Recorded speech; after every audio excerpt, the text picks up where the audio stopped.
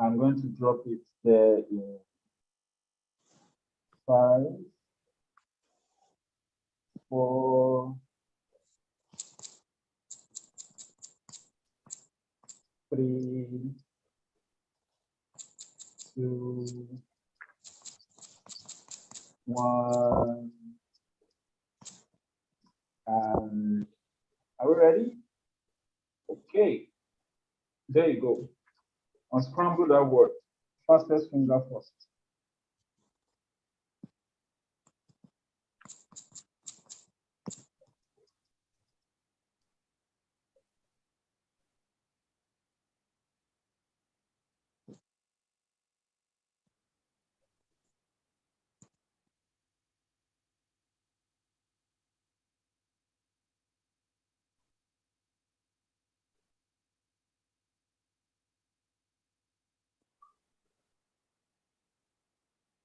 Do we have a response? Okay. All right. We have a winner. The first response here, the person who responded first is Adewumi Olayemi, and she typed biodiversity.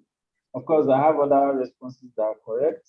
I can see Ola Adeboye, I can see Akintola Akinyemi, Hamzat Mutiu, and Zakaria Abdullahi. Okay, thank you very much. But the fastest finger was Adewumi Olayemi. All right, so for your gift, I would love to give you a gift, So every game there should always be a gift, but I want you to know that your reward is in heaven. Your reward is bountiful in heaven. So the Lord has prepared a bountiful reward for you in heaven, and I hope that you do not miss heaven so you can get that reward. So please, you can please let me put your hands together for the winner of that game. You can unmute yourself. It's okay. You can unmute and just clap. Let's give you a round of applause. That's the heavenly reward. Yes. Thank you very much. Thank you very much. I also want to roast Thank you for the wonderful. Yes, you're welcome. All right, so right about now, I'm going to be introducing to us our very first speaker for this webinar. The person is going to take us through the first session. All right. So his name is Akimboye Anoluwapo, and he's a graduate of Forestry and Wildlife Management from the prestigious University of Ilorin.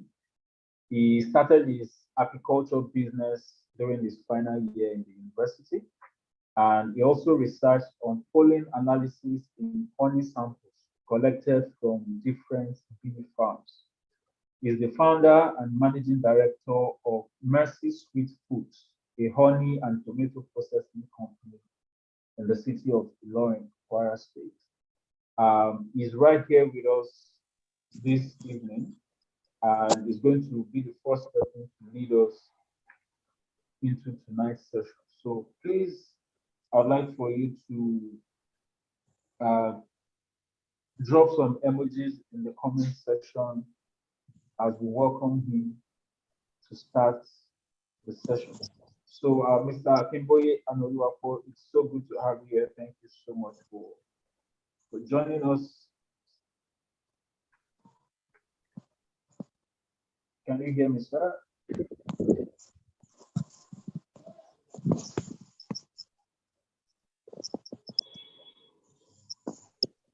Yeah, good evening, everyone. I can hear you on the too. All right. So good to have you here.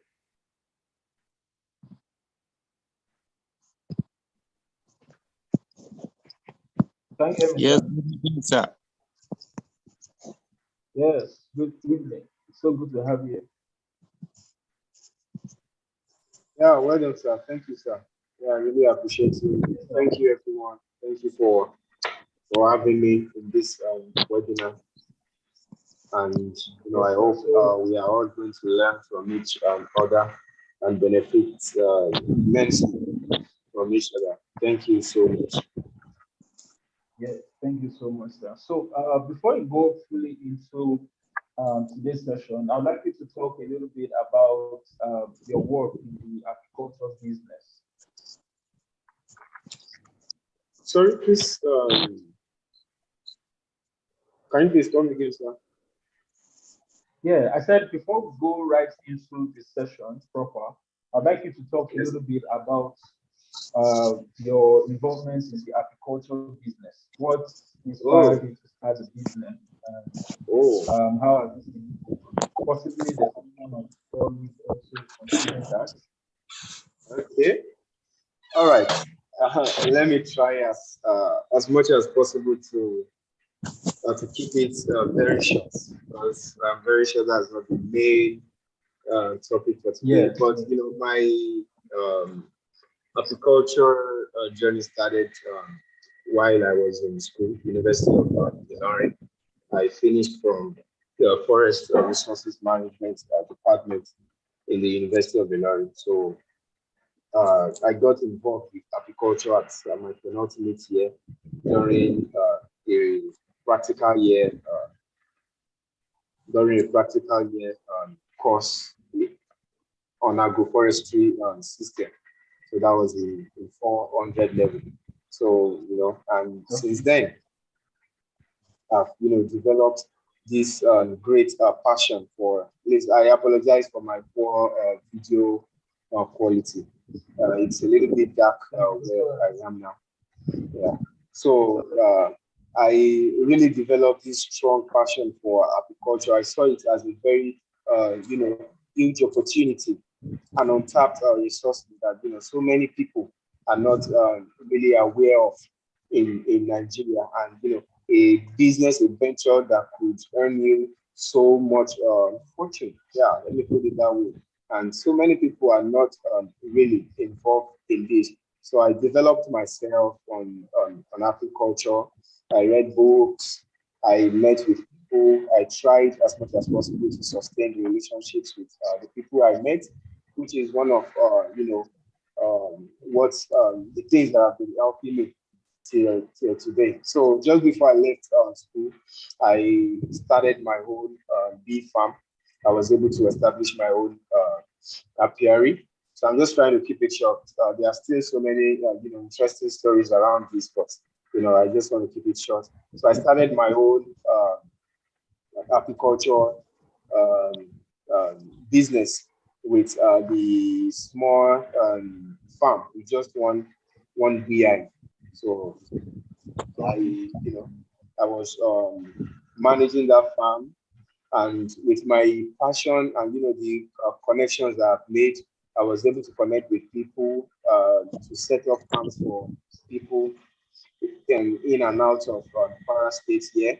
I launched my honey products, and in a year,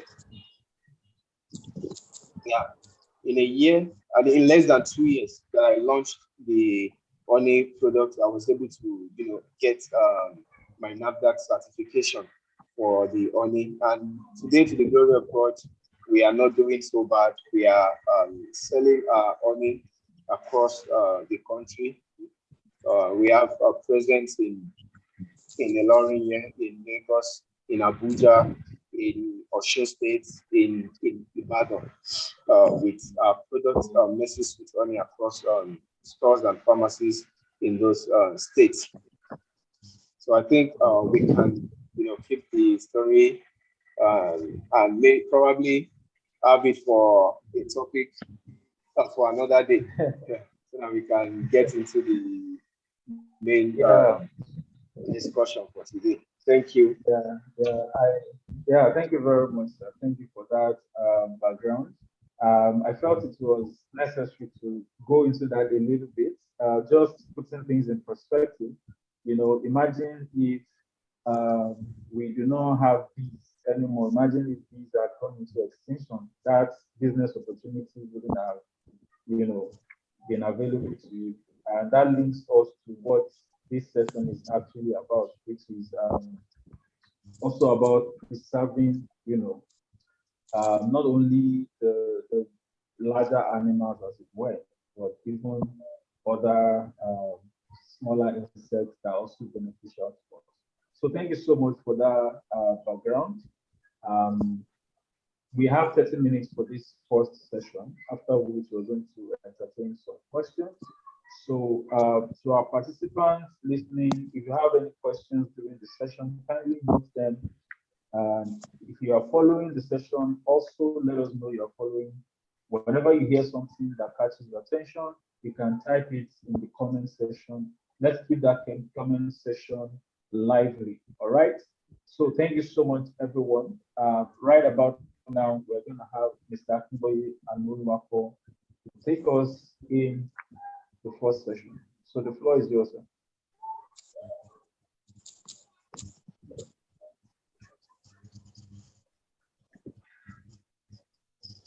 Sorry, please just give me a few minutes. We are trying to sort out how my slides will be. Uh,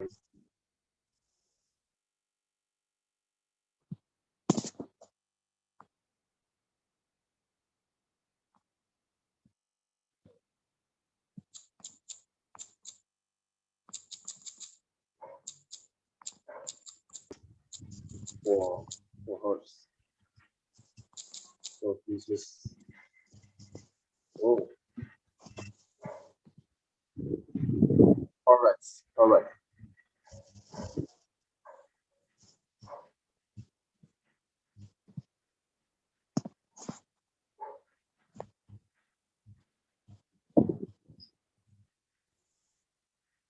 Can we all see the slide? Yes, exactly. We can see it. All right. Yes, we can. Thank you once again, the CAAP project team. It's such an honor to be here today. So I really appreciate this opportunity to, talk to people and also share of my stories and, the little I know in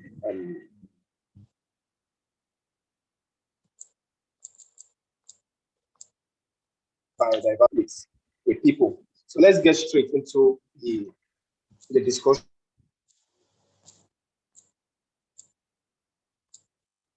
for the day. Making biodiversity thrive amidst declining vegetation cover. Making biodiversity thrive amidst declining vegetation uh, cover. So,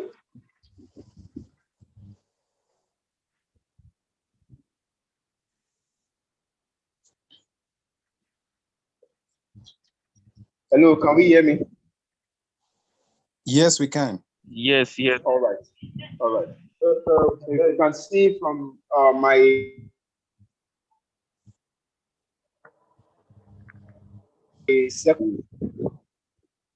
a picture biodiversity. So, firstly, we need to understand clearly what biodiversity means, the importance of biodiversity and vegetation. We need to understand the importance of vegetation and biodiversity. So, we have some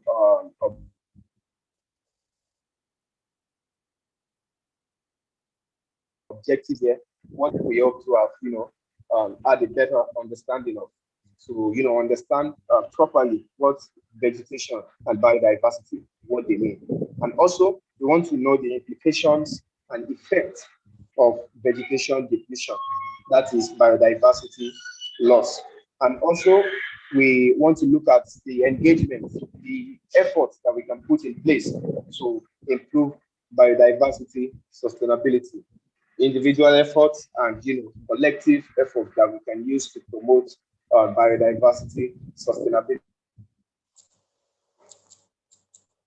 So,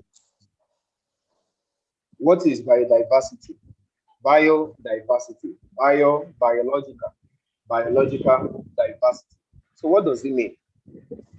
In a simple term, it is the variety and variability of life on Earth. the variety and variability of life on Earth. So we can refer to it also as the variety of living species of Earth on Earth. The variety of living species on Earth across all ecosystems, including plants, animal, bacteria, and fungi. So it describes all of these enormous varieties of life on Earth.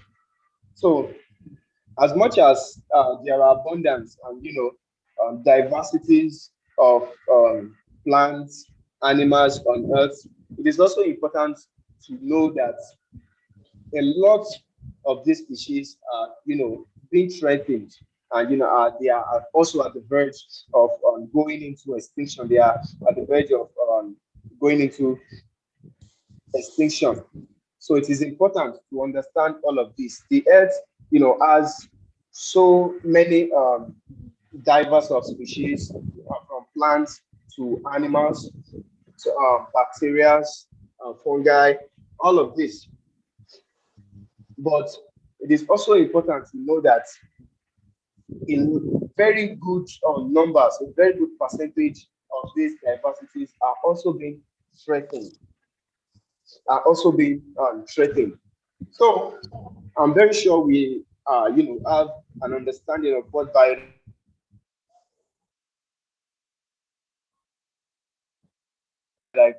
means.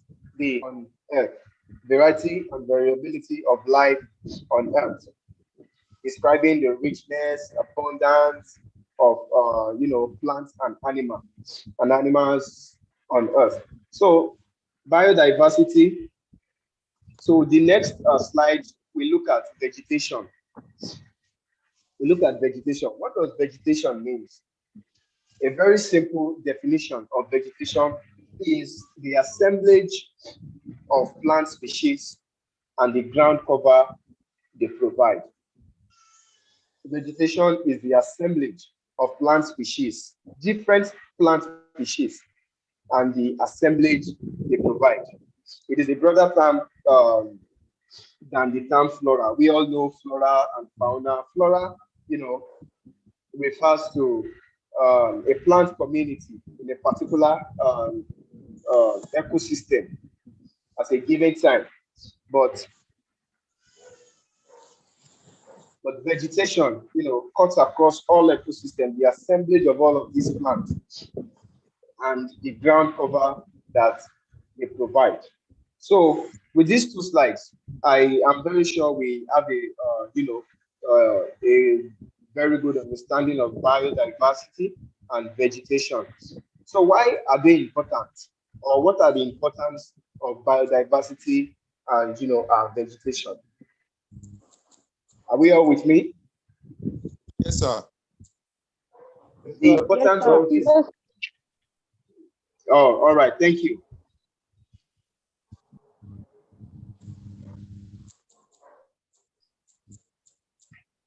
The importance of this biodiversity and vegetation. So from these pictures, we have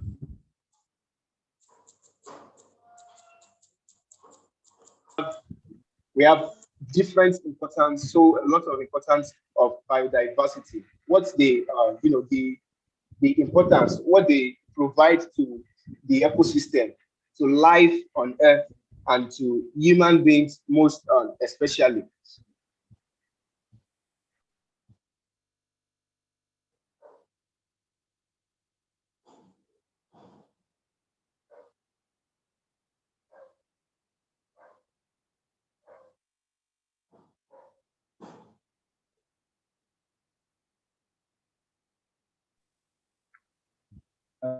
Hello there. Are you there, sir? Hello, sir. Probably it's having a network glitch. I think it's having a network problem there.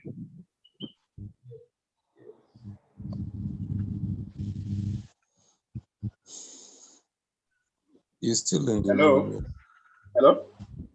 Yeah. Hello? Yes, we can hear you now. Sorry. We can hear you now.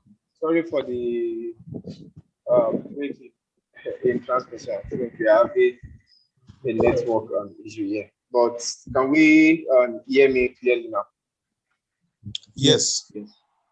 So the importance of biodiversity cuts across the plants and the animal kingdom.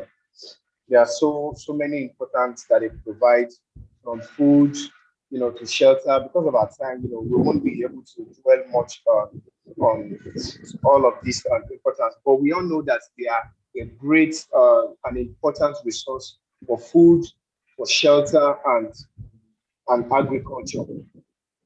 So that about thousands of plants and species have been identified, and they are being used purposely for food and agricultural productions in across the world. So this biodiversity, they provide food, shelter not only for man but also for animals. They provide shelters for animals, good health for living organisms, living beings, good health for living beings in the area of, let's look at photosynthesis, for example. We are all familiar with the mechanisms of photosynthesis, our plants absorbing um, carbon dioxide and water to, in turn, release the oxygen that we breathe in, and, the energy in the form of sugar for that serves as fuel for life. That is the energy that we use. So all of these things are very important, such that the loss or depletion in this biodiversity can cause adverse effects on man. We can see now that the mechanism of photosynthesis that we have all been aware of since our childhood still works, and it is very important, very, very important. I'm sure the photosynthesis that we are aware of, we just know the definition and all of those things. But this thing cuts across the existence of man on Earth.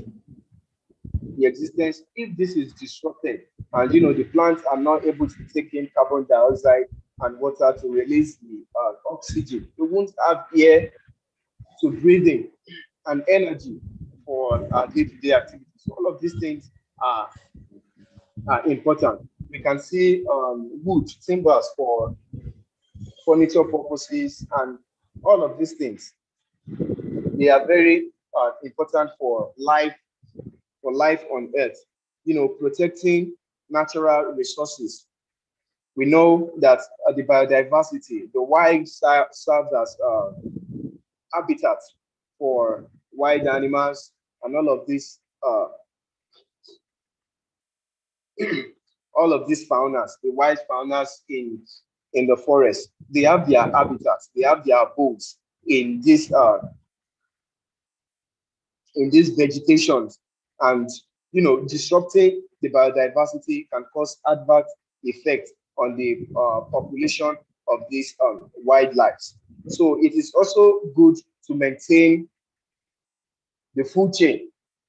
It is also good to maintain the food chain and ecological stability. Yeah, it is good to maintain the food chain and ecological stability. Then for ethical importance, I put it as ethical importance. All species have the right to exist. Then humans should not cause their voluntary extinction.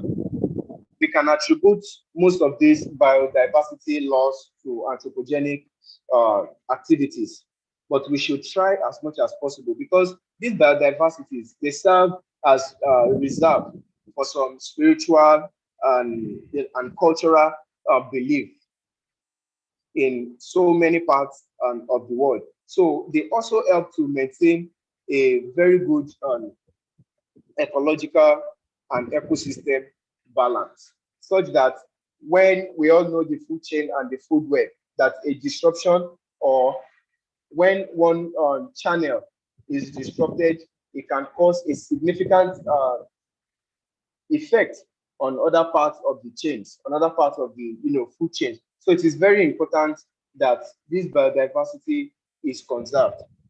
We need the essence of this webinar is to have the knowledge that such that after now, the way we reason, the way we think about biodiversity and ecosystem variations is different. Is different. Biodiversity is reducing at a very serious rate, at alarming rate globally. Biodiversity is reducing at an alarming rate globally. If we can see this image clearly, we have so many ways in which the global biodiversity is being affected, mostly by anthropogenic activities, human activities. We can see here that soil biodiversity is under threat in all regions of the world. Soil biodiversity, then over 70% of inland and over 60% of coastland wasteland are estimated to have been lost since 1900s. Then bee colony losses are on the rise. Bee colony losses are on the rise. Even here in Nigeria, we are losing our honeybees colony at an alarming rate. And you don't want to know the effect. I'm sure I will soon get to the effect of losing the bees colony. Many countries report decline in population of bird, bats, and insects that contributes to pest and disease regulation. Imagine pests and diseases that contribute to birds and bats and insects that contribute to the regulation of diseases. We are even losing all of these animals. So biodiversity depletion is happening at a very serious rate globally, not just in Nigeria. In fact, in some other parts of the world, it's so crazy. It's so crazy. So we have a lot of work to do. Because we are going to see the effects and implications of biodiversity and vegetation depletion. So what causes biodiversity depletion? A larger percentage of this depletion are caused by anthropogenic activities, like we started with. They are caused by anthropogenic activities. Anthropogenic activities means the human caused activities, the human related activities. So they cause major of all of these biodiversity depletion, such as urbanization, expansion of agricultural areas, deforestation, desertification, pollution, then acidification of soil and water. Are we together? Yes, we are together. Yeah. Yeah. Urbanization, as we are all familiar with, is a process we cannot control that. We cannot control that. Urbanization is as a result of, development. It's as a result of development. So we cannot control that, but it is causing, it is affecting our biodiversity. It is affecting our biodiversity because the world is developing. So it refers to the process, it's a process of increased concentration of human population in large cities. Urbanization, the increased concentration of human population in large cities. Increased human population, it has put a great strain on agricultural lands and forests. We have to clear forests and, the conversion of agricultural lands for human habitation.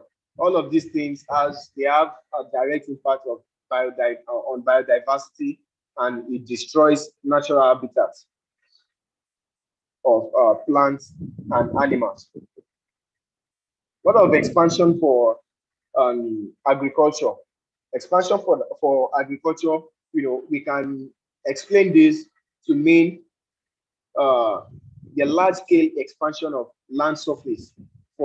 I had an image, but I was not able to add the image to the slides. But it just refers to the large-scale expansion of land surface for crop production. We have countries of the world, that cultivate land on millions of hectares for agricultural purposes, millions of hectares.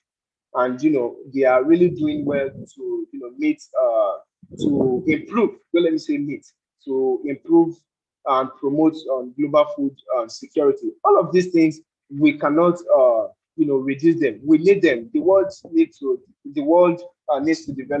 We need to develop agricultural sector too globally to promote global food security. But they are putting strain and stress on our biodiversity. So what of deforestation? This is so it is so crazy. I traveled to a forest reserve for a DPP training late last year, and the rate at which I saw timbers being moved out of the forest reserve, it was so crazy. Like, it was just so crazy at a very serious rate. All those trucks are just moving out, like on a daily basis. They move out, or they go out at about 100 times on a daily basis.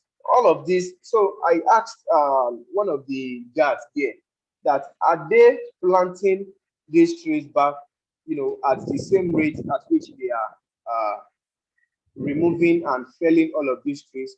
He said he has no idea, that he does not know if they are really doing all of these things. But just imagine if this continues like that for years, we are going to lose that forest reserve. And it is one of the biggest forest reserve in Africa, forest reserve in Ogun State. So all of these things are, like I said, they are human caused depletion. They are human caused depletion that are putting stress and strain on our biodiversity. What of desertification? Desertification Desertification happens as a result of deforestation. Is part of the causes of desertification. Overgrazing also causes desertification. When you overgraze in a particular place at a particular time, just imagine felling trees, felling big timbers in a forest reserve, and after felling all of these timbers,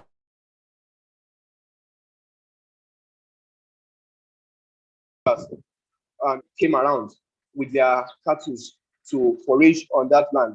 The forest areas have been opened, it has been exposed, and herdsmen with their cattle and cow will feed on these exposed land areas, and that overgrazing in that particular area at that particular time can lead to desertification. Desertification can lead to thirst. It can lead to thirst, and it can affect the soil cover, and in turn cause a huge and very adverse effect on the biodiversity, the plants and animals in the wild. So what about pollution? Pollution is also one of the causes of biodiversity loss, biodiversity um, biodiversity depletion. We have different kinds of pollution, as we are all aware of, from water to land to air pollution. But one of the most serious pollution that affects wildlife and plants, wildlife most especially in the wild, is the water and air pollution. Water pollution in the area of pesticides and application of chemicals, dangerous chemicals. All of these by man. All of this by man. The application of these chemicals can have adverse effect, on our wildlife. And we don't want to know what can happen when we completely lose our biodiversity. We can see images here of deforestation and the way, excuse me, the way a forest area here is being lost to deforestation. Deforestation is okay, but it is important that as you are felling a tree, you have to return back the tree that you are felling. you cut a tree, it is important that you don't even return back a tree. If you fell a tree, you must return back at least 3 species. You must at least plant back 3. But the rate at which people are felling trees now, they even have zero idea of afforestation and the need to, afforest, to plant back. They just do all of these activities to damage the ecosystem because they have no idea of the adverse effect that it can cause. Let us look at the impact on our pollinators. The impact of biodiversity loss on our pollinators. I was talking about the air pollution and water pollution as one of the major pollutions that affect wildlife and floras in the wild, in our natural ecosystem. Air pollution interacts with scent molecules sent out by plants, which bees need to locate food. As an apiculturist and apiarist, I'm familiar with how the use of pesticides, and harmful chemicals are killing our bees on the global stage, and even here in Nigeria, because we have no choice. That is what people will tell you when you try to explain to them as to why they need to reduce and stop the application of pesticide. But they will tell you that they have other things that they are doing on the farm and they need to apply all of these chemicals. There are chemicals that do not have adverse effects on the bees. Pesticide can affect even the navigation pattern, as you can see in this slide, the navigation pattern as well as learning and feeding behavior of bees. They have feeding behaviors. All of these can have adverse effects on bees. When you apply harmful chemicals on the plants, you are trying to spray your plants. The bees forage on these plants too, because bees forage on different plants, a bit from herbs to weeds to grasses to shrubs and trees. As long as they have nectars and pollen, vital for the production of honey and collection of pollens by the bees. As long as they have all of these resources, the bees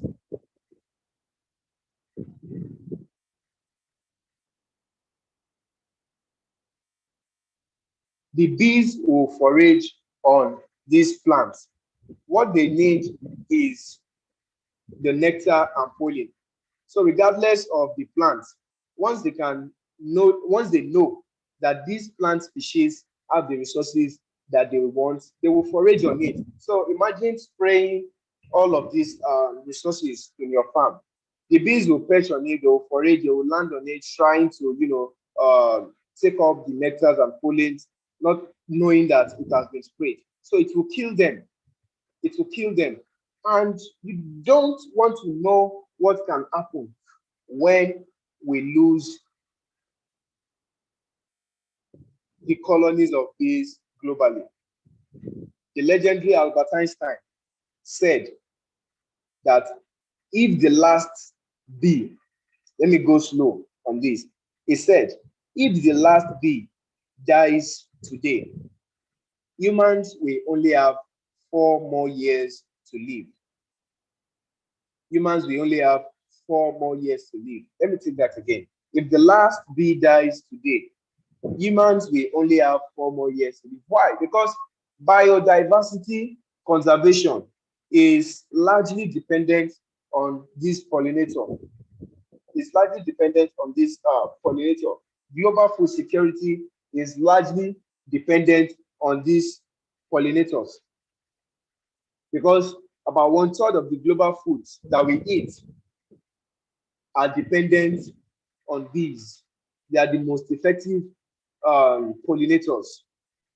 In fact, they are regarded as the most important living organisms on the surface of the earth, the honeybees, because of their efforts in global food security and biodiversity conservation. These are the same insects that, when you see them, you are scared, you try to kill them, but Bees are friendly. That's a story for another day. If we are opportune to have another session on this again. But the focus now is preserving our biodiversity.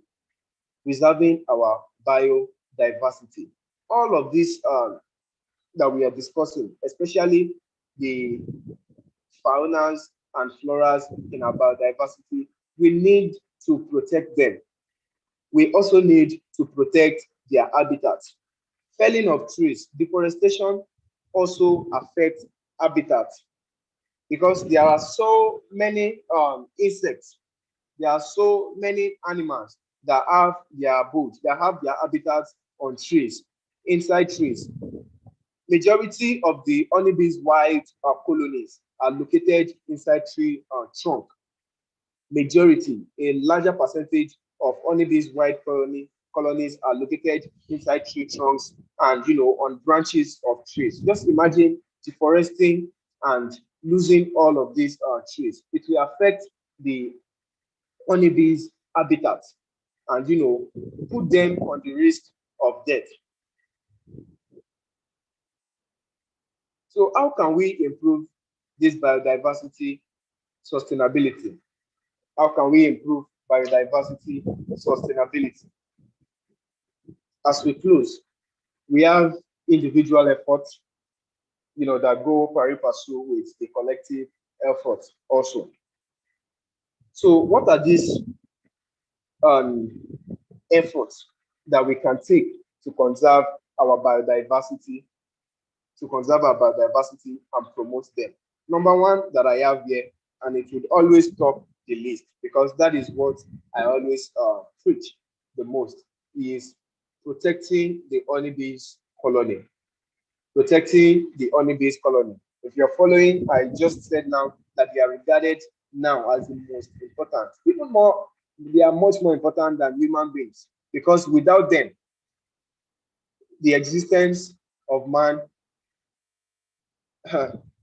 is, I'm looking for the right word to use. The existence of man is not certain without the bees, the existence of man, because there will be no biodiversity. And once there is no biodiversity, the global food chain, the global food security would be affected. And when the global food security is affected, there would be no food. And once there is no food, what would man eat? They are directly and indirectly involved in pollinating about, in fact, over 80% of the food that we eat. Not in Ilorin or in Lagos or in Abuja or in Sokoto, globally. So we need to save the bees. We need to save the bees. We need to protect their habitat. Bees are friendly insects. Bees are friendly insects. So part of what you can,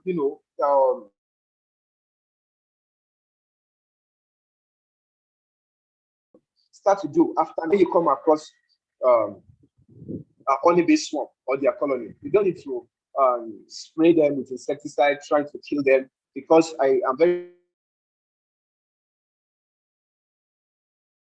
have a better understanding of the right now. They are friendly insects that only because what people know about the bees is that they stink. But I'm telling you today, as an apiculturist, bees are friendly and only sting when threatened. Bees are friendly and only sting when threatened. Save the bees. Yeah, I love that. You have to save the honeybees colony. They are friendly and only sting when threatened. Also, you have to support that political actions that promote biodiversity conservation. You have to you have to come together with these political actions that support climate change and biodiversity conservation. How about institutions that are promoting, as individuals and coming together with as a group, we can support institutions. We can even go around these institutions, preach climate change to them, preach biodiversity conservation to them, and let them know the importance of biodiversity conservation. the importance of protecting our wildlife colonies, the importance of protecting our honeybees colony. Most importantly, we need to let them know the importance of all of these things. So it's a collective effort. We can't do it alone. We can't do it alone. We need to come together. There are also local and regional projects, private projects on climate change, global warming, biodiversity conservation that we can support. And one of these very little support that you can do, even at the comfort of your house, is by promoting posts that you see on climate change, global warming, biodiversity conservation, even at the comfort of your house. When you see posts supporting biodiversity conservation, you can retweet, you can share. You are playing your own part. You may not have ₦1 million to donate now to the CAAP team, to institutions like Green Globe Initiative. You may not have money, but a just a retweet across these platforms on the post being made on biodiversity conservation will go a long way. We go a long way in preaching the importance of all of these things. Also, you can patronize products that you are sure that these products minimize the impact on biodiversity.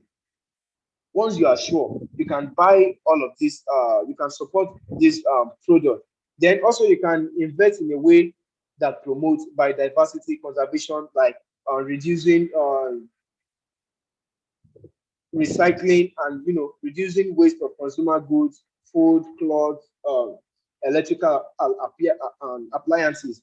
And I give credit to the CAAP team for this work they are doing, and also to Green Globe Initiative.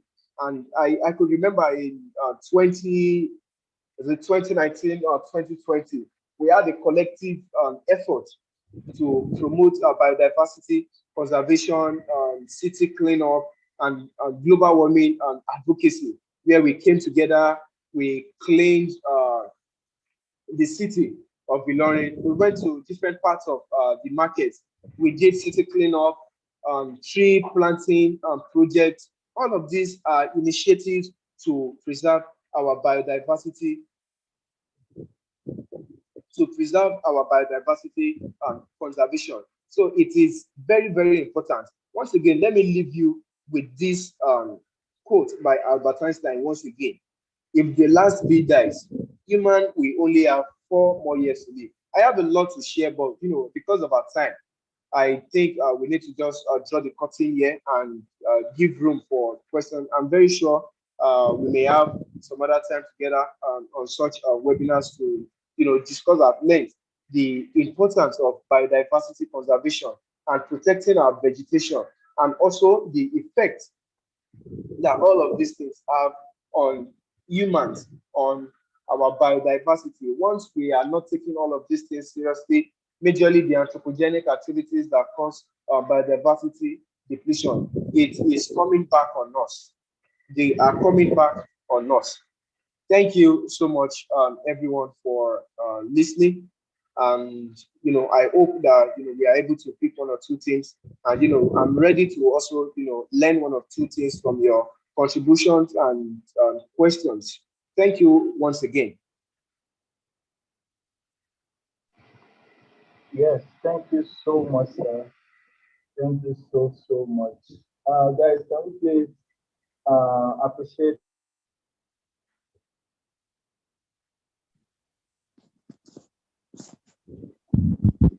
Thank you very much, sir. We really appreciate for a detailed presentation. I mean, this is very detailed and it is straight to the point. It's easy to understand as well. So thank you so much, sir. I don't know if we have persons who have questions.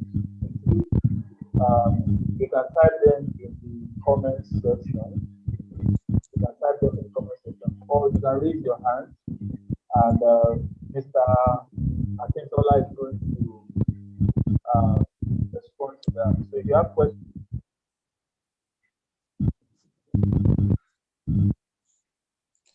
Okay.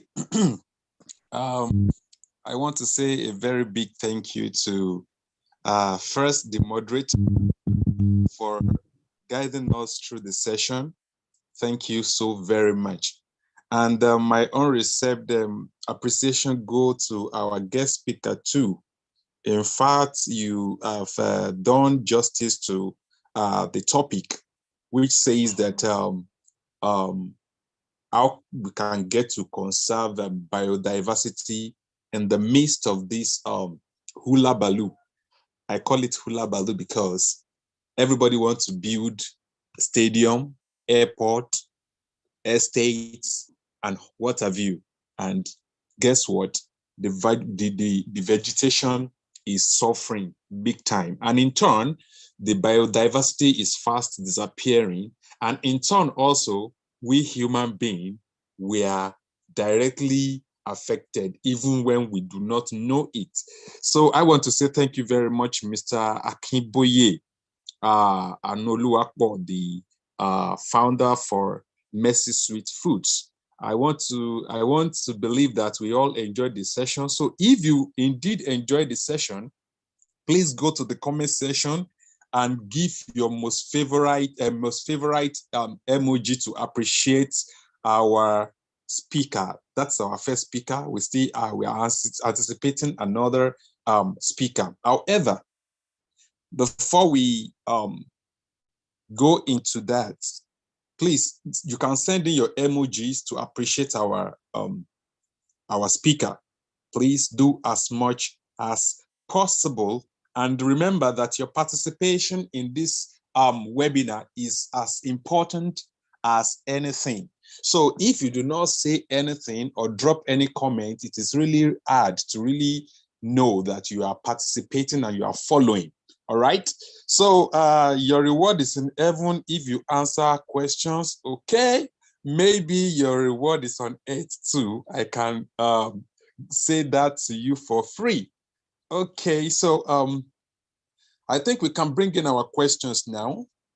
I know that after this powerful session that is being held and a lot of insights that has been shared, I very much believe that we are going to be having disturbing questions, part of something like the bee, the honey bee is the most important species on earth. Invariably, that was what the speaker was saying. If it is even more important than human being, all right? So it is even more important than the likes of lion, the king of the jungle. Oh my.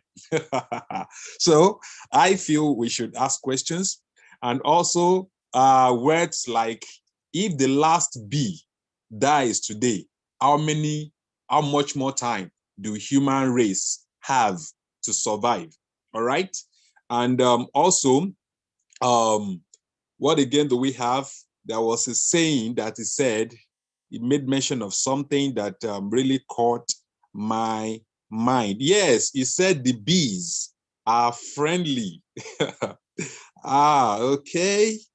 I will not want to say no, but I have my ugly share of experience when it comes to bees being friendly. Are we together, please? I want to know I'm not speaking to myself. Are we together? Yes, sir. We are with you, sir. Okay, thank you so much.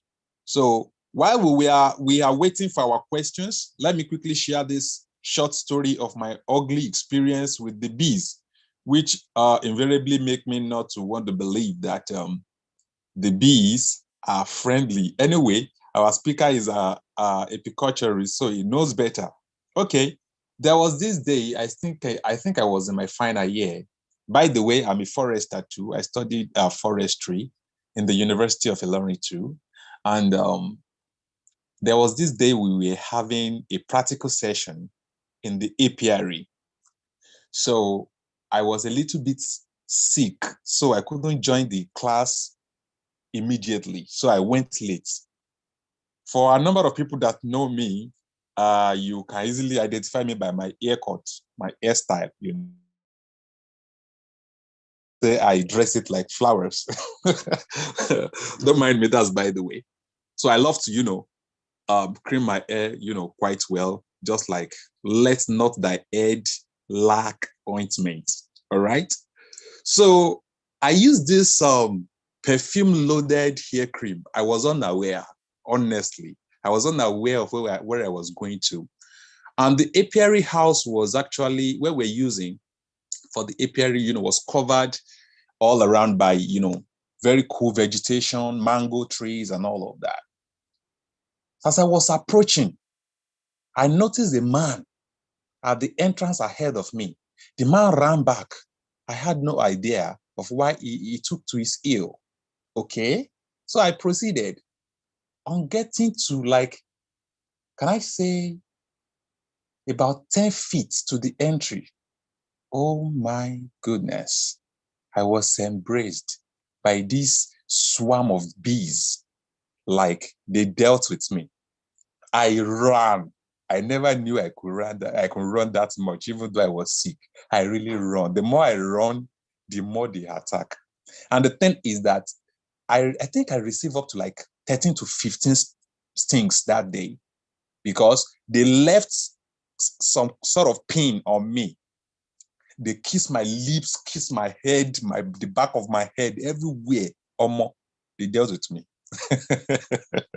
So eventually, I escaped, because one way or the other, I escaped. Some of them went back, and my head was becoming very big. I was feeling it. It was not funny. I went home with like ×3 of my lip size, of my initial lip size, and my head became so swollen. I have a lot of contour on my head. And it was a very terrible experience for me. But speaking with colleagues, and of course our coordinator, he said, well, I think it's good you allow bees to sting you once in a while, because it's one of the best antibiotics that you can ever find. These are not synthetic that are used in that are produced by pharmaceutical companies. These are direct from nature, all right? Even though that is really hard to take in, but it is real, because in like 2 years, I did not take any antibiotics, and I'm sound, ill, and hearty. So that's my story. I will take our questions now. Okay. Somebody said something that made me laugh. Okay. So if you have questions, I didn't seem to see any question here now. Can you just unmute yourself, or better still, you raise your hand and then you unmute yourself so as to ask your question. Okay. Adewumi Olayemi just asked the question. I hope our speaker is still in the house. Hello? Yes, I'm still here. Okay. Yes. She had, let me read her, let me quote her verbatim. I wonder why bees are so sensitive to perfumes. I wonder why bees are so sensitive to perfume. So please help us to answer that, because I'll be navigating to why. All right. Thank you for this. So let me make one thing clear about bees and perfume.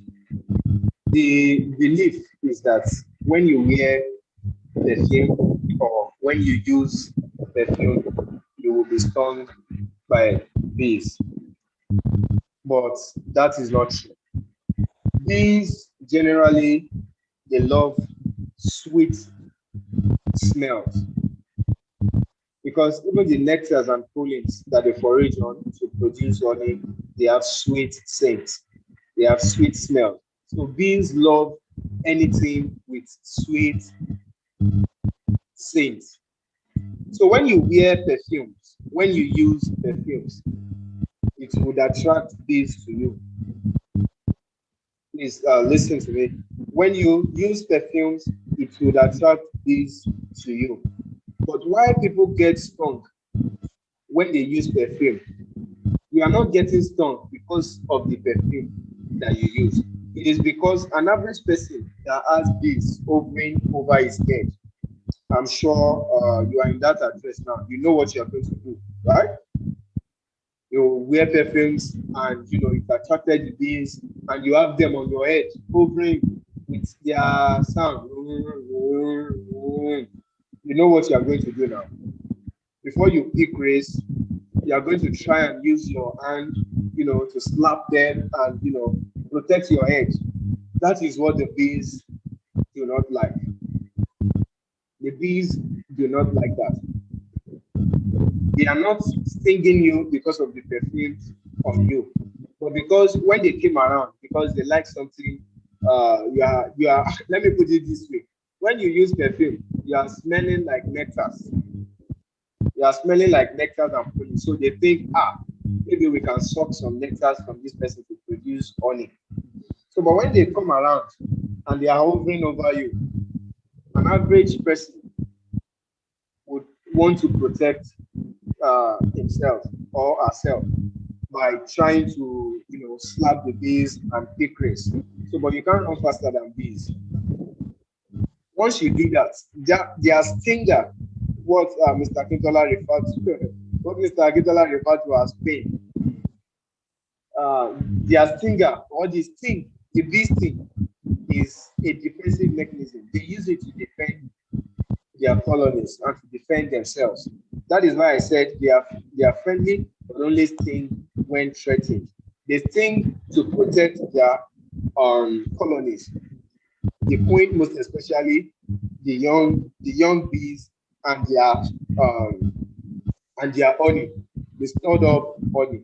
So, but outside the colonies, when they are not within the premises of their colony, they are less aggressive. In fact, you can be playing with them. You can be playing with them because they have nothing to protect. They have nothing to sting for. Their queen is not there. Maybe when you see bees around an man selling pineapple, selling apple, selling watermelon, I'm sure you've come across the bees at those places. They don't sting anybody because they have nothing to protect in that area. So that is why, or that was why I said bees are friendly. Mr. Akintola used perfume, but the bees have been disturbed before he got to the apiary unit.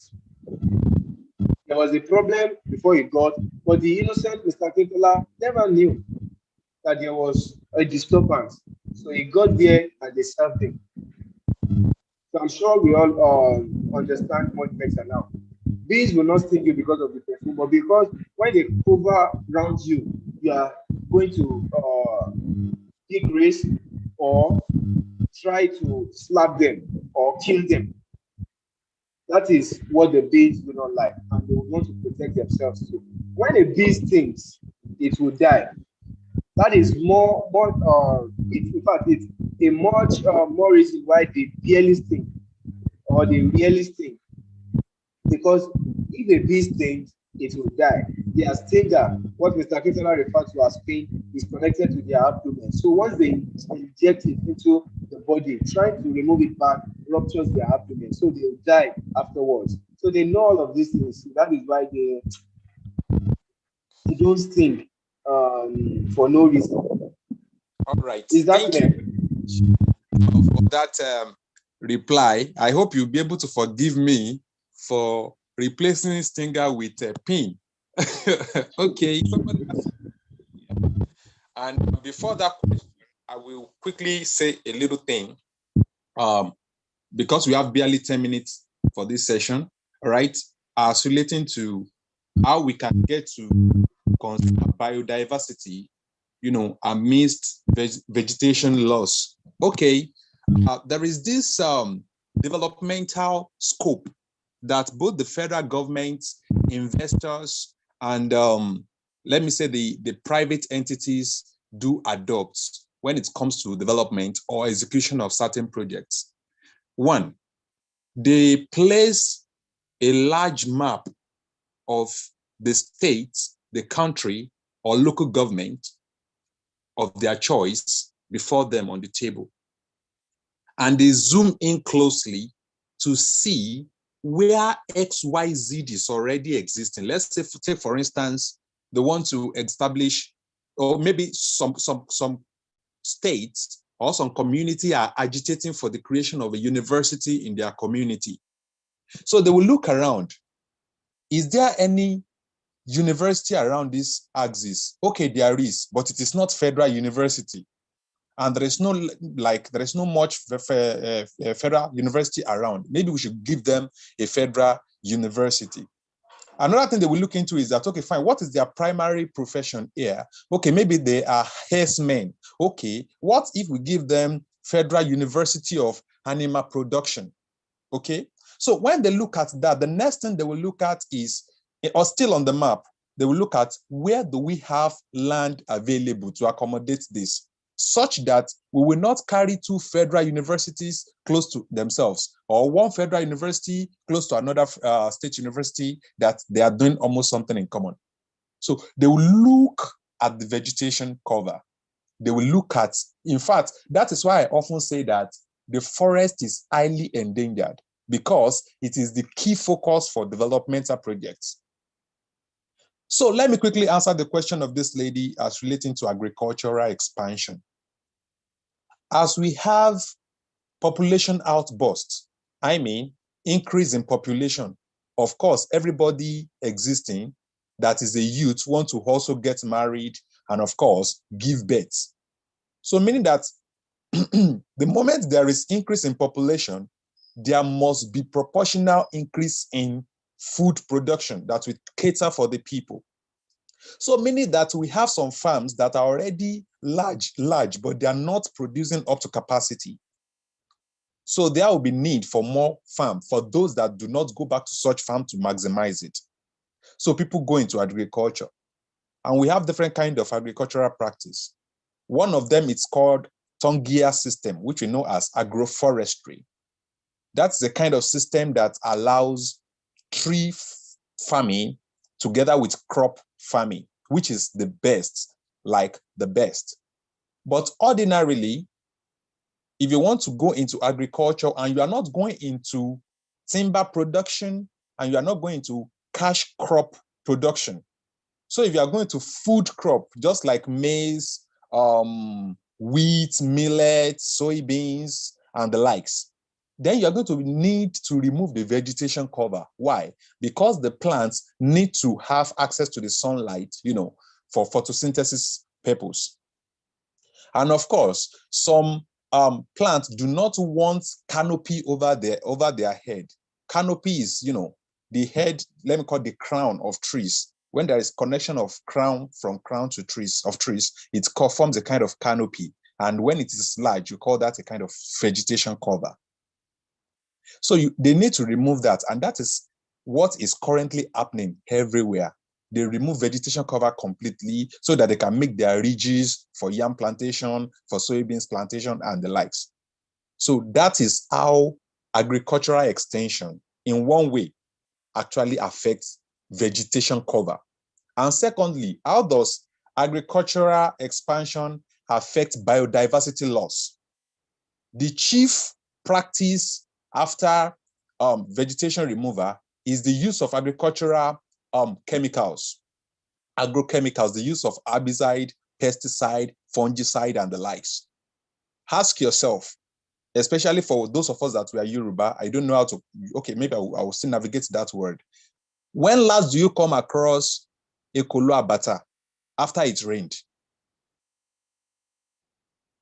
I myself, I grew up to play with beautiful butterflies. It makes me know that God is beautiful.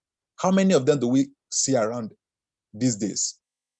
I grew up to play with okuku, millipede, insecticide, and all of that. I mean, insects and all of that. How many of that do we have to deal with? And that is why there is a provision for the studying of insects in the university curriculum called study of insects. That is somebody help me. You just keep my mind now. Entomology. Thank you, sir. Entomology. So that is why there is provision for that, because they are part of the ecosystem and they are one of the, they are soil microorganisms that is making the soil healthy. All right.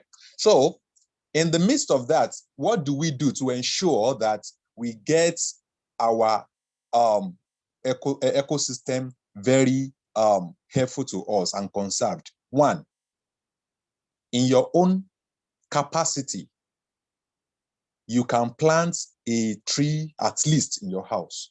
Just imagine you have 5,000 house in a state. It's far more than that, but let's say 5,000. And each house have a tree. You know that on a plot of land, we could have close to 10, 20 trees on it before they deforested it. But at least if you can make allowance for one and you apply, you plant flowers, is a great thing. Secondly, in your house, discourage the use of interlocking stone to cover everywhere. That is one of the causes of runoffs, water runoffs, and then erosion.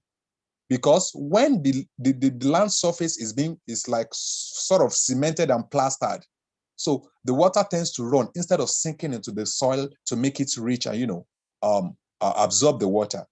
Okay, that's another one. Two, discourage the use of herbicide to control weed. Gone are the days when every home have cutlass and hoe. The moment it begins to become weedy in the environment, everybody come out on environmental day or so and weed it out. These are what it make our weed regime. There's something called weed regime to still remain intact and healthy. Okay, so also in our community, we can just look around, go to a school. Okay, fine, there is no tree in this school. What can we do to ensure that there is tree in this school? Imagine you enter Unilorin and you don't find any tree. I'm not even talking about the vegetation. I mean on campus. Part of the beauty of a campus is the vegetation, is the trees that they plant there. Imagine you get to Funab, you don't see trees. You should run. You should run. Okay, so those are part of the things that we can get to do. And also, just like our speaker has spoken, I will be rounding up in a few minutes. One of what we can do is to ensure that we support organizations that are working in the line of environmental sustainability. Environmental sustainability. You can be part of them. And when you are volunteering, it is important that you are not just there for being there sake. Some people just want to belong for nothing. It is not appropriate. There are different opportunities that you cannot even foresee. All right? You can be recommended for higher positions because they have given you an office to manage in that organization. And also, when seeking for a job, employers will be asking you for 4 or 5 years work experience. Where do you want to get it?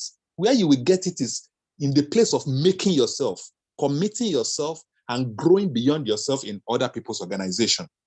Because you cannot just rise and begin to fly. You must rise by serving others. That is how the system of dominion, of course, that is how it works. All right. So I will be rounding up on this note. I hope I am able to make some clarification. I notice our second speaker in the house, and in a bit, I will be welcoming him in so that we can have our next session in about 30 minutes, and then we call it a day. I hope we are still together.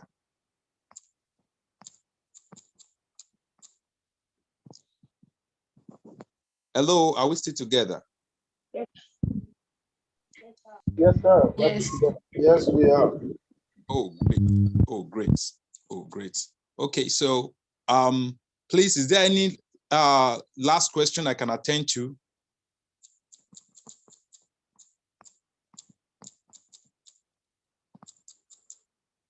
So while waiting for the last question, okay, somebody want. Okay, yeah, it's over. So it's not a question, really. It's just a little bit addition to the response the speaker gave about the story he shared about this. So I saw a documentary some years back where they were talking about bees and revenge. So there are certain animals that they tend to refer to as vengeful. That is, they don't forgive. I don't know if you've seen this movie. There was a movie where a guy eats one animal like that. It was one small animal like that, and this animal just it was looking for revenge. Like so, it attached itself to the foot of the guy. Like it beat the guy on the foot, and this guy dragged that animal on the desert land for a long while. That animal shall wanted him. So they categorize bees also in that category. And just like what he said, the bees, I think one of the survival instincts that bees have is that the moment you threaten them, some people will say that if you want to attack a bee, you must ensure that you hit it well enough for it not to be able to get back up. Which typically they are saying kill it, which is not a good thing in the first place. But then if you're ever going to attack a bee, then you must be sure that you incapacitate it not to be able to attack because once you swing at it and you miss, or you swing at it and it does not have a lot of effect, the next thing is it's going to try to attack you. Now, if that bee is around other bees, like if other bees are around, it's said that these bees release something that once it hits them and one of them bites you, that thing that they are releasing inside your system, the other bees are going to smell it and subconsciously it's as if they think that one bee has found a flower that it wants to pollinate. So the other ones are just going to troop in, and just follow that.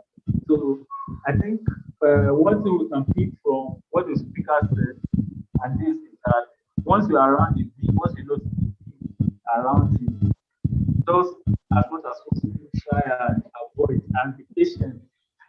I think there's somebody that always tells that once you see the bee coming around you, just no, it's not going to attack. It's just normal because it has attracted something. So I hope this helps us next time so that the next time we see a bee, we don't panic and swing at them.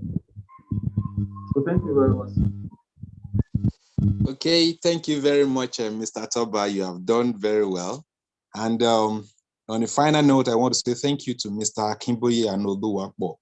Thank you for dishing out those great insights to us. God bless you so very much. And my people, I hope we are still together. Yes, this is the last session for this webinar.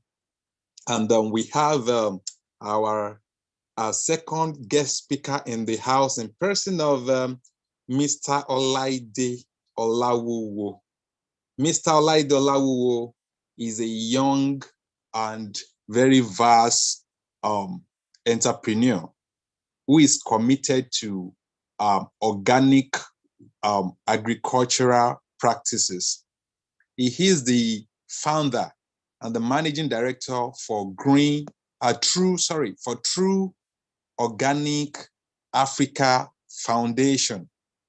He has developed quite a number of products in mitigating the use of herbicides, pesticides, and even synthetic or chemical-based fertilizer in the agriculture sector. So he's an advocate for regenerative agriculture, organic agriculture, and is a climate-inclined professional. So make welcome with me, Mr. Olaide Olawuwo, as he takes over the session in a short while. You are very much welcome, sir. We are happy to have you. You can have the floor now, sir. Good evening, everyone. Let me tell you, I apologize. I've been meeting since 4 p.m. And I'm sorry for coming in late. That meeting has been scheduled before this. And I have to even leave the meeting, permission to leave to be here. Of course, I've mixed from what I've been in the discussion here. But my contribution is let me observe all protocol. I will share my perspective as regard climate change about diversity conservation. We discovered that both are linked the human effort brought us to impact on the biodiversity. And for us to be responsible as human beings, we begin to look at how can we mitigate, how can we adapt to climate change? What are the methodology and approach that we can focus on as positive so that we won't be crying on the split milk. Of course, as I've said, human activities, either deliberate in our system or outside our system, what has brought us to damages disappearing in the species. Like Mr. Aki said, before you see fly, you see what's the English for Epolo? Worms. You see earthworms. When you see earthworm in the soil, you don't need to stress yourself. That soil is fertile. But the soil that the earthworm have died since, because the environment is not palatable, water is not available. We burn the soil instead of clear and use those material to do mulching on our soil. So in essence, all the losses to our biodiversity have brought challenges to our ecological system, our social well-being. I was with one of my oga yesterday. He said he likes sitting under the tree. I said, why would you like? Somebody is giving you abundant oxygen and you are giving little and he's taking CO2 from you. How will you be in a place where you have abundance of resources that sustain your livelihood and you will not be happy? But how many people understand that the more oxygen I have, the more life, the more my lifespan and what have you. And that is why in the olden time, you see people building house and planting tree, flower around. But today, bomber to bomber, people even prefer, if you rent a house, a flat that is more than one in a compound, they build house to the gate so that people will go and park outside because they want to make money. The town planning, they are not doing their part. The approach at which we build our houses and what we are even using to build, they are not eco-friendly. And generally, what we put in the environment is causing a lot of damage. Now, from agricultural perspective, you see, our government will give chemical-based input to farmers. Before, we have crop rotation, you plant on a plot this year, next year you move to another plot because we have many plots. But when the Fulani herdsmen, Boko Haram and the rest of them, unknown government have sent people away from the farm. So where are we going to have land, luxury of plenty land to work with? People continue to make do with what they have. And if you continue to increase the acidity of the soil by chemical-based inputs, you can get a result in the medium time, but the reality is you are causing more damage. It's just like you are on net insurance and you trailer. To survive, you assess net insurance, but the reality is you are causing more damage to your life because you may not be so lucky sometimes. So there's need for us to look at how can we build healthy ecosystem so that we can mitigate CO2 in the atmosphere. Then what can we do? The greenhouse gas emission. How can we protect our area, our forest, our wetland, and what have you, so that we can reduce the carbon? Let me focus. Now, to follow things, you see, COP27 have gone. We are preparing for COP28. But I will tell you that the money from loss and damages is not going to be given to Buhari or whoever comes after Buhari. It's going to be given to people that are doing something that focus on reduction of CO2 and they have data to back it up. So that money is not meant for government. but it's meant for entrepreneur and NGO, other stakeholders that are working in different sectors, water, environment, resources management, generally agriculture, that ensure reduction of CO2. Once you are in that field, make sure you keep data. Time is coming that the money will begin to fall on you. So for us as a stakeholders, we begin to build perception. For instance, imagine your compound, you have waste bucket, waste basket, waste tire, and what have you, and you just collect a compost, either you prepare yourself or you collect it from refuse dump at home, and then you plant ugu and some of this. Now, you are solving two problems. That has to help you to reduce your bill for the food you are buying from outside. And as far as all this okra that ewedu are, apart from they are helping you to live healthy and helping your well-being and net status. They're going to help you to produce more oxygen. If you remember very well, the same oxygen I'm referring to is what they are buying and selling as a business during COVID-19. So while we thank God that we are not a victim during the COVID-19, some people went down with it, including health practitioners. So, and we just need to contribute our quota to see, let's be serious, let's adopt strategy, and let's see how we can mitigate this problem because it's already here with us.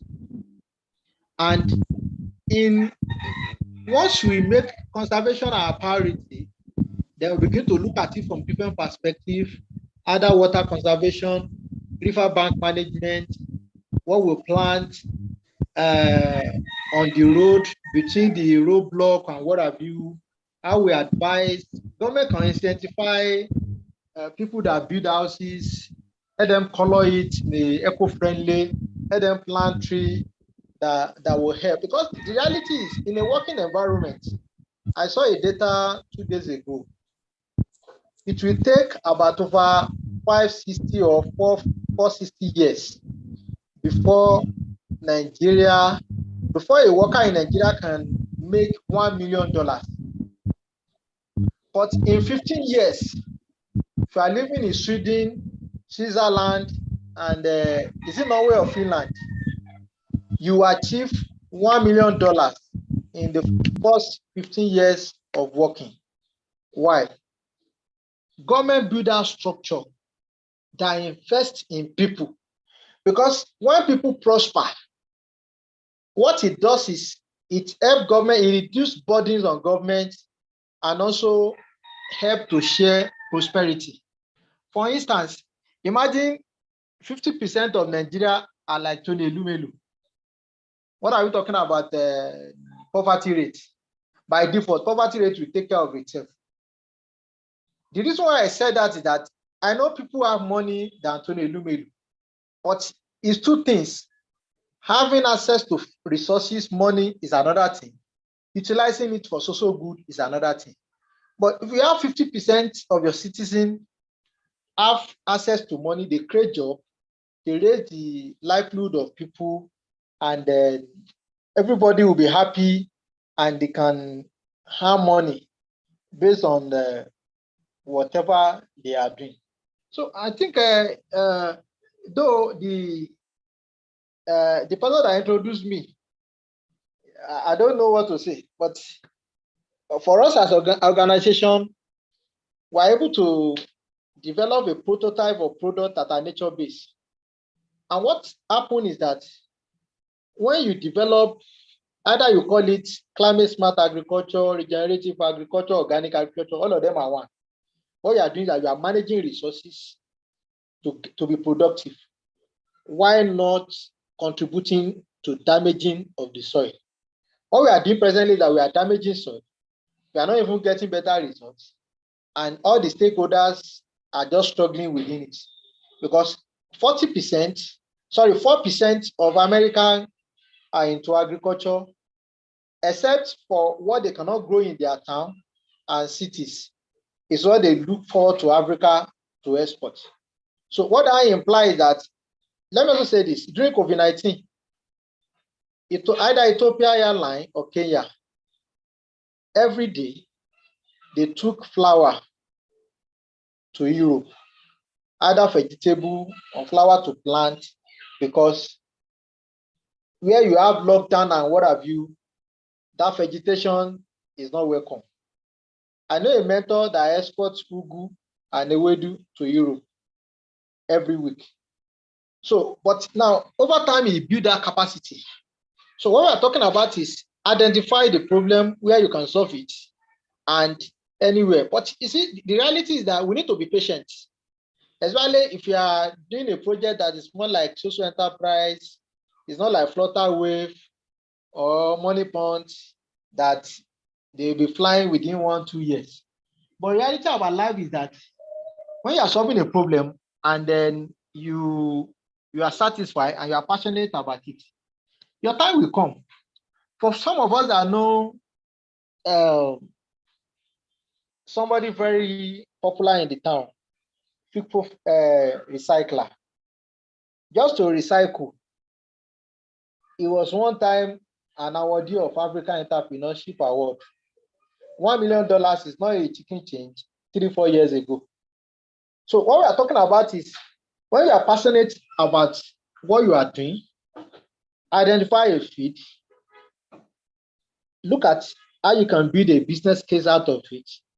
Money may not be too much, but approach it from sustainability model and see what you can do to help citizens, which I call social good. Leverage on technology so that your partners outside your vicinity can see what you are doing on social media, on your website, and what have you. Can see your reports without you talking too much. And once we develop an approach that maintain the health of the planet, the well-being of the future generation is secured. Otherwise, you may just be joking. So, depends on what we do. For instance, Mr.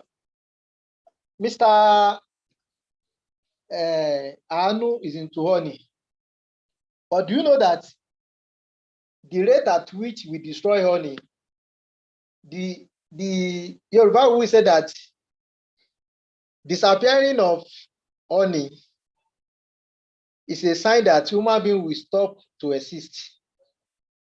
I don't know what have been the conversation, but the reality is, if we may have this day, we have what's it called? These people, we have biotech, we can formulate stuff in the lab, we can multiply stuff. But you see, the reality about life, about technology and modern science is that it will not, it's the rate of, because we have failed leadership in Africa by now. Sometimes I saw a data, they project to you as if Africa is poor, this and that. By land mass, Africa is bigger than 3 continents. But they made us to believe that we are not relevant, we don't have a say. Why am I saying that? It's not everybody that will have access to greenhouse. But what can we do? Local munching, people call it ebe. They use when you grow, I will come back to honey. When you grow, when you plant yam, you now cover the head with agricultural waste, koriko, so that the impact of the sun to the your yam set will be reduced, so that it will be able to grow. Now, what that implies that if we have more bee, they will help us to pollinate. Because when people say you can do manual pollination, how many manual pollination can you do to feed the lorry?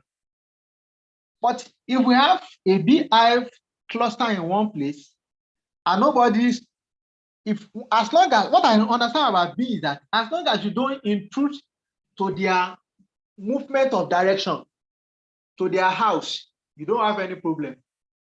As long as when they are moving, you don't use perfume, you don't have any problem. So the bee, when you take care of them, they help us to pollinate. They don't eat, and the honey is not their poo. Let people realize that the food they gather to eat when they cannot go out in rainy season, it is what human beings will go and kill them and affect their food. That's what human beings are doing to honey. Except we use modern method to harvest the honey. Because that honey that you are seeing, they build the hive with a lot of resources before they even put honey that you are harvesting.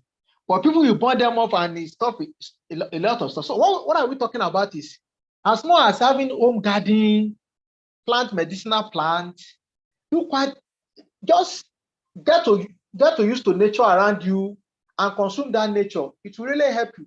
You agree with me that when we are growing up, people in the village, they don't usually sick because their food, they are not chemical based.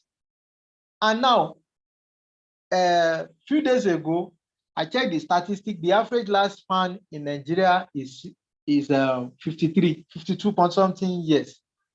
It is a function of what we eat. I was privileged while working with a contractor to federal government. I was privileged to travel to China. When we got to China, I observed two things. If you want to kill yourself, be the sugar, this is the lifting, this is everything, kill yourself. If you want to live longer as we are here, because you are visitors, so that you don't think we are forcing you to adopt our model. They give you tea and they give you hot water.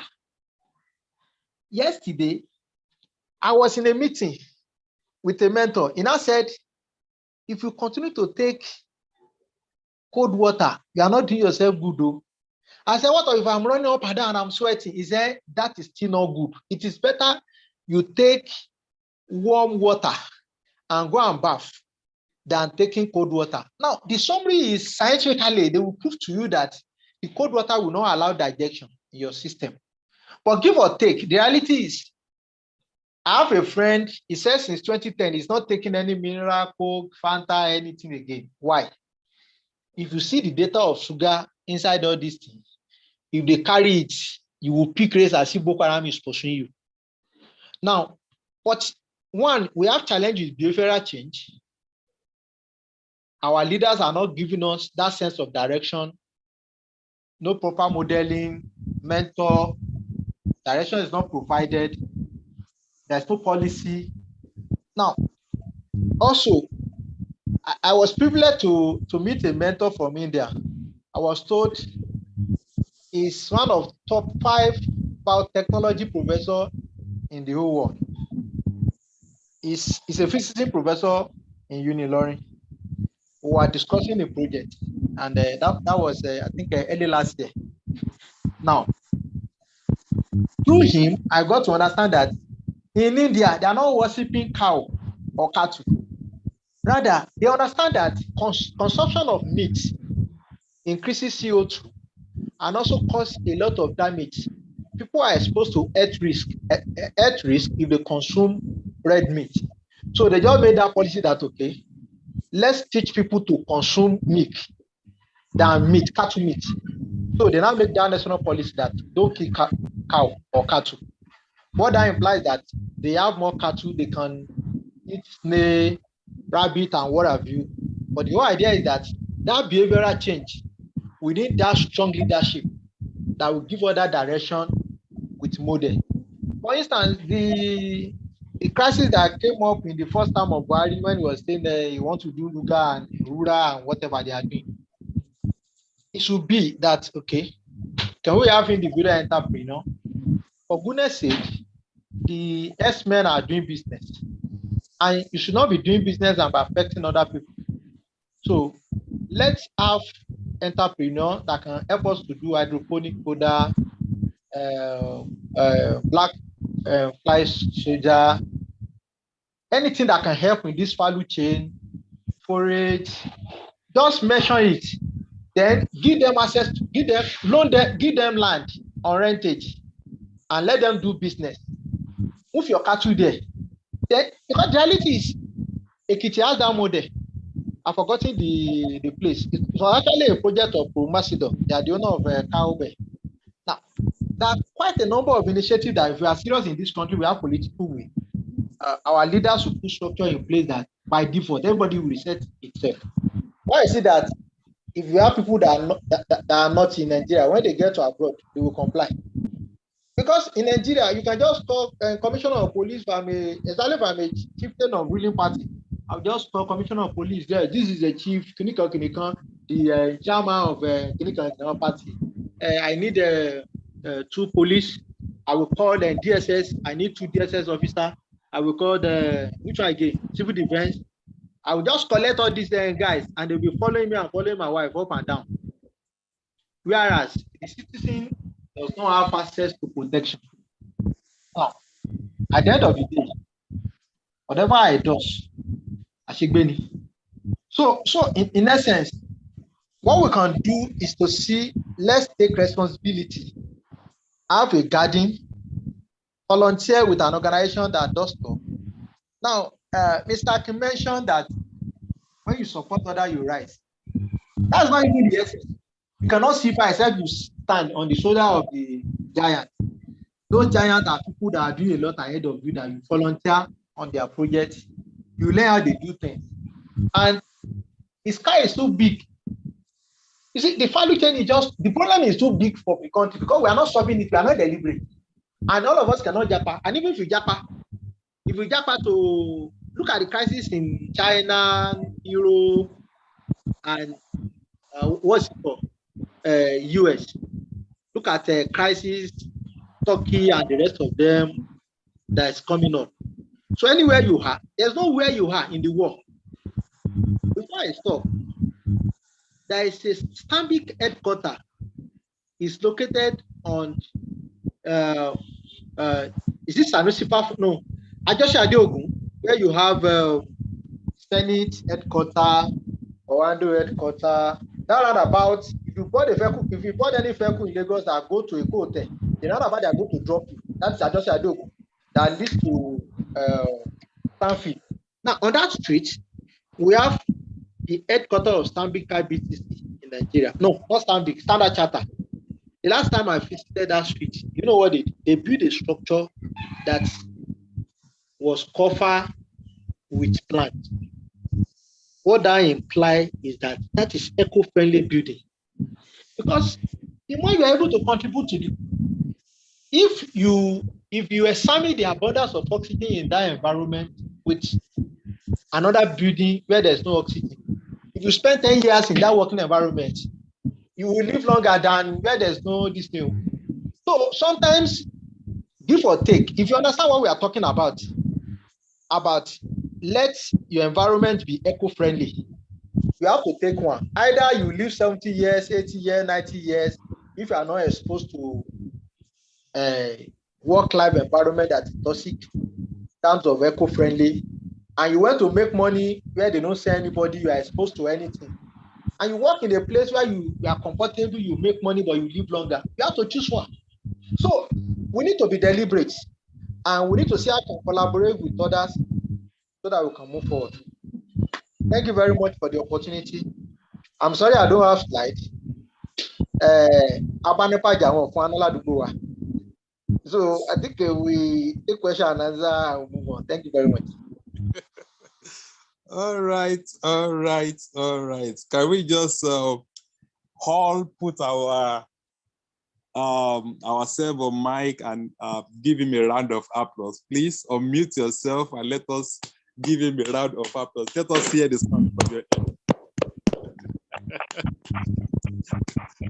Well, what I observe from this conversation is that Mr. Olaide is a very versatile person. He has taken us to China, to the UK, to Uniloring, to even to the government house. He has taken us to the nooks and crannies of the world in order to drive home the point that biodiversity conservation is a must-do.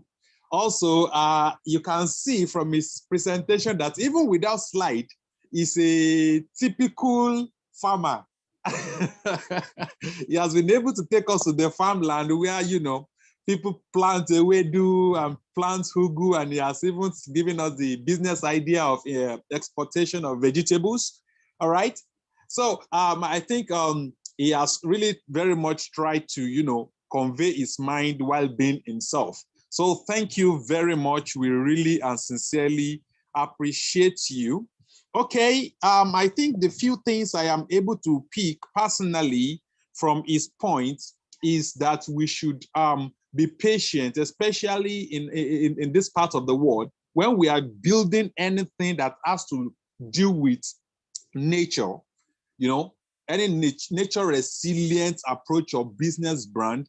We should not feel we are not doing anything because the results not coming as prompt as the likes of filter waves, or let me say, even the Zoom that we are using. I hope we all know that it is COVID-19 that exploded Zoom, okay? So nature-based solutions and innovations are not like that. They take time. And of course, if we can so much commit to it, a drop of water here, a drop of water there, with consistency, we make everywhere become an oasis of water. So I want to throw it to the house now that what are the questions that we have for Mr. Olaide? What are the questions we have for Mr. Olaide? He has already said that we should build nature-based businesses. We should adopt climate smart lifestyle. He has been able to say we should invest in eco-friendly products and services. And he has been able to let us know that no matter how small, we should keep small garden in our homes, even if it is just pepper, even if you wouldn't eat the pepper, because we have some people that feel that how much is 100 naira, 300 naira that I will not be able to afford to get myself pepper. But I want to remind us that the apple you buy in the mall, the cherry you buy, in the mall, all of this food come from the farm. So if you like, go and spend your money on what you can create yourself, what you have creative power to provide. So in a short while, it is already 6:33. Do we have questions for our second guest speaker? And then we go to the CTA, that is the call to action that we have for this webinar. And then we call it a day, which is, of course, a lead to our next program outside of this Zoom webinar.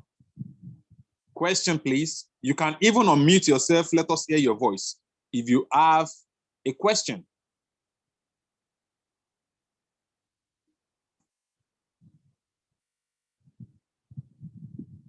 Miss Sunny Sofiat, it's been long we hear your voice anyway.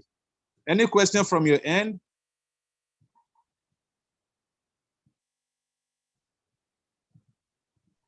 No, not at all. Okay. Miss Adewumi or Mr. Adewumi, question? No, sir, I'm good, sir. Thank you. Incredible. So I think unanimously, we can ascertain that we have a full grasp of the insights, the lectures from the first speaker and the second speaker has dished out to us today. And personally, I want to say thank you, Mr. Olaide Olawuwo. You have really shown us the African style of teaching, and you have really been very much insightful and natural. Thank you so much. And once again, want to appreciate Mr. Kimboye Anoluwakpo. Thank you for coming up with your brand, Mercy Sweet Honey. Thank you so much. And I want to announce to the house too that Mercy Sweet Foods is an indigenous food company in Nigeria, and they are into production of foods, quality foods, nutritious food. Part of their product that is already in the market is Mercy Sweet Honey. And recently, they have already rolled out their new product, which is tomato paste. When I was discussing with him some weeks ago, he said, all this tomato paste that we are having inside sachet and the likes, they are putting chemicals, they are putting poisons on our table and our tummy. So he has risen to that need to combat the eating of chemicals. So thank you very much, and God bless everyone. So before we go, I want to quickly say that we have an assignment for every CAAP actor, and that is, remember our topic for this webinar is conserving biodiversity in spite of vegetation removal. So what do? You cannot tell the sawmillers to stop logging. You cannot tell charcoal producers to stop, all right, because we don't have laws backing that up yet. So what do? It means nobody will stop you from creating your own small garden in your own house. So the assignment we have is that we should plant, be it a flower or a tree, in our house. So you are going to snap the picture of yourself. You can take a 1-minute video of yourself and send it to the house, because we want to be practical oriented, not just taking in words and words and words. So I will be sending you mine. Please let us send it to the platform. Thank you very much. I appreciate everyone for being part of this meeting tonight. God bless. Okay, somebody want to say something? Mr. Olaidiola wanted to say something. Can you go ahead, sir? Yeah, thank you. I want, if permitted, there's a project that's coming up with March 3rd. This conversation around climate change, mental health, and we want to do a virtual training on cultivation and utilization of medicinal plants. Okay, I think I will relate to the house on that, Mr. Olaide. Yes, I will send the registration link to you. Thank you. Very well, very well. Thank you so much, sir. We appreciate you. Thank you so much. So God bless everyone. Mr. Toba, please, over to you. We started with prayer, so we should end with prayer. Over to you, sir. Yes, thank you very much, everyone. Thank you for your patience.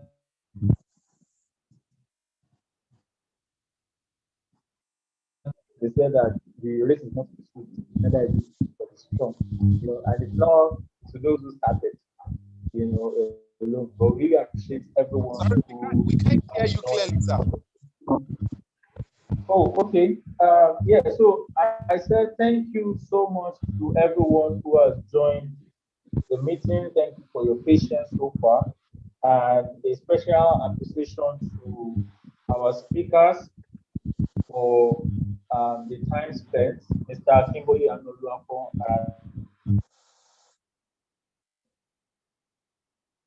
for honoring this invitation. It has been very insightful. And we know that we're all working towards the same goal. And in little time, we start seeing, more impact of the work we're doing in various sectors. So right about now,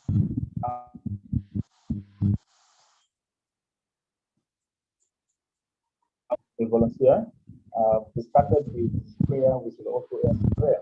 So we had a male Christian volunteer who prayed for us earlier. So we have a female Muslim volunteer. That would be nice. And I think I can see someone here, Sunny Sophia. If you are there, you could please lead us in the word of prayer as we end the word of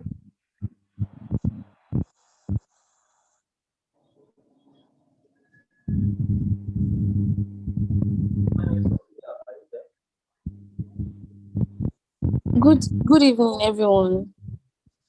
Yes, good evening. Okay, I will just quickly do a short prayer.